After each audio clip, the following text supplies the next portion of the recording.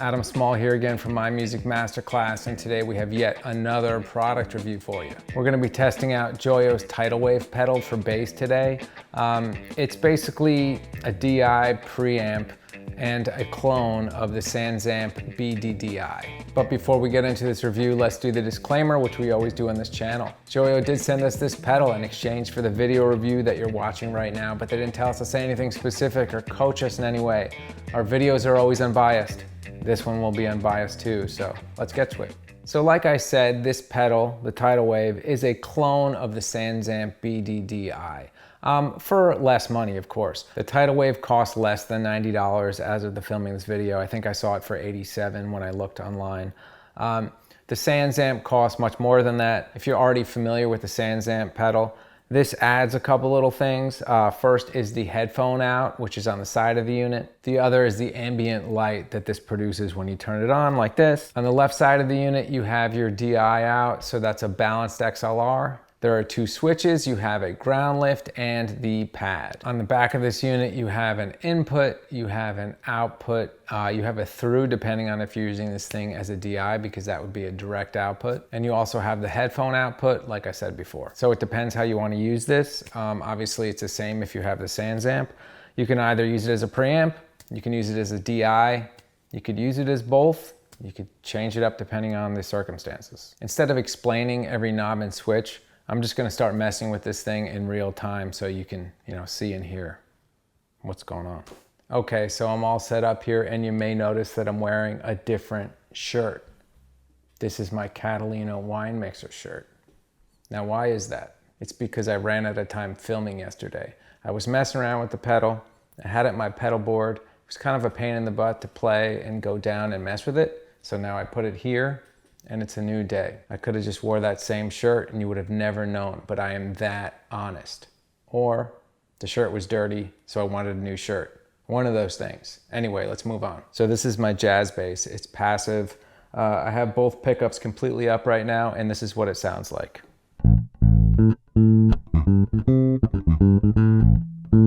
Now, if I turn this pedal on, you're gonna notice that I have the blend all the way down. So what that means is no matter what I do, it should not sound like the pedal is doing anything.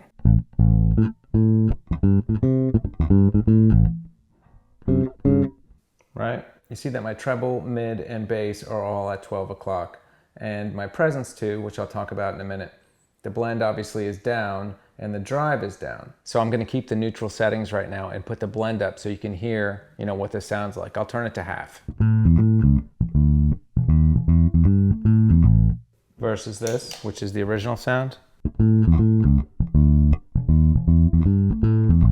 Right? Let's take the blend all the way up. Okay, so I'm starting to hear the characteristics of this pedal. It's adding like a tube warmth. It's getting rid of a lot of the mids. You can hear that if I A-B this.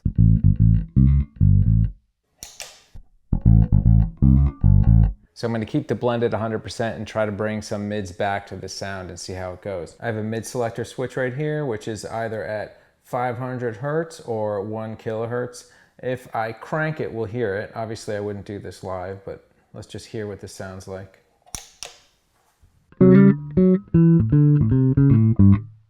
Right, versus this. So this is with the mids all the way up, right?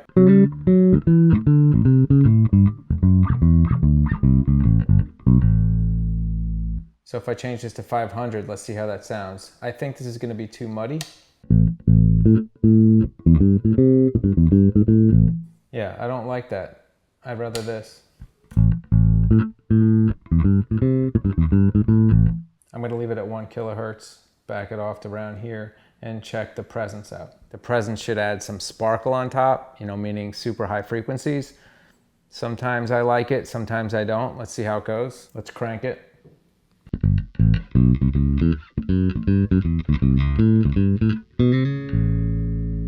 And with no presence,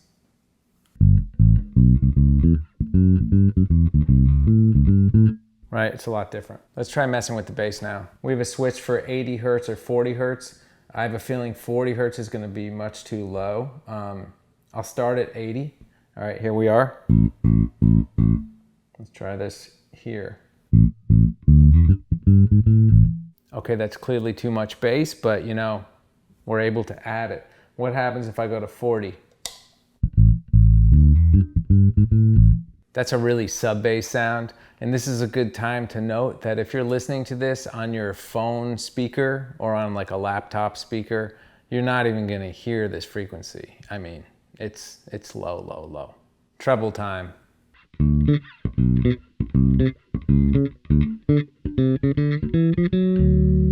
So right now I've transformed this sound without the pedal into this. And I just dialed in a sound with less mids, so more lows, more highs, less mids. Remember, this is what the bass sounds like. So it obviously depends what sound you're going for, but so far I'm able to dial in, you know, a lot of sounds on this. So far I've been doing everything with 100% blend so you can hear the effect full on. But if we do half, you should hear half of the original bass signal and half of this effect. So let's see how it sounds.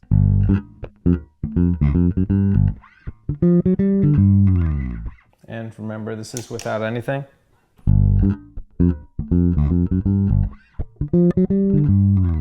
So now that I'm messing with this thing at 50% blend, I'm starting to see probably how I would use it. I like it halfway more than full on, unless I was doing something more extreme, because I do like how this bass sounds naturally. It's a really nice sounding instrument.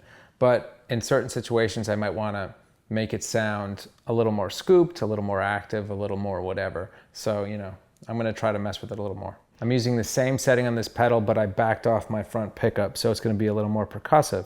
So this is without the pedal. This is with the pedal. And I can add some mids back. Let's see what the drive does. I'm going to take the drive up halfway. It's sounding like it's supposed to sound, which is like a moderate tube overdriven sim, but it's really moderate when it's halfway up. If I put both my pickups up.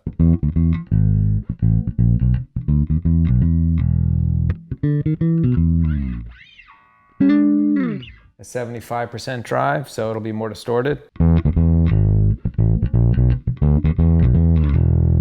me take the presence down.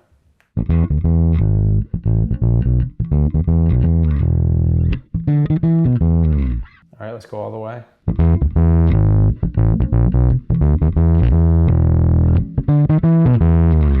For fun, let's see what this sounds like fully on, meaning we'll turn the blend to 100.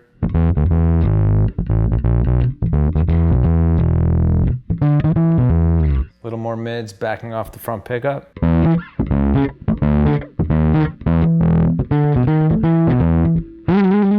Now I'm trying the opposite. The distortion is all the way up. My blend is almost 20%, probably less.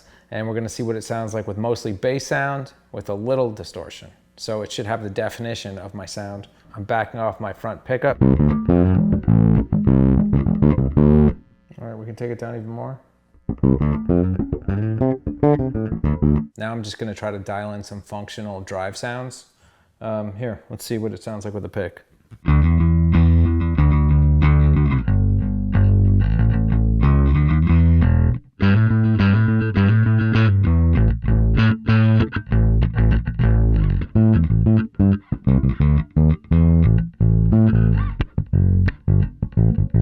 So what are my thoughts here? I've been messing around with this for a little bit and it does a lot. I'm kind of just scratching the surface here because what I would do if I put this on my pedal board is that I would cater it to the bass I'm playing on that gig or the basses I'm playing on that gig. I have this J bass, obviously. I have a P bass on the wall that I use all the time. My Ashbury, obviously. I've got a 5-string that's active, that's different. I have a fretless short scale bass. I've got others. They all sound different and have different characteristics. So if I'm using this pedal with them, I'm gonna change the settings on this pedal to bring out the best in each bass. That being said, there is a lot of tone shaping that you can do on this pedal, which is really cool. I like this pedal, especially for the price. I'm gonna keep messing with it and see what I can do, you know, here in my studio and on some gigs. And you know, that's about it for this video. If you like this video, please press the like button. If you have any questions or comments, leave them here. If you haven't subscribed to the channel, please do so because we always need more subscribers. And see you next time.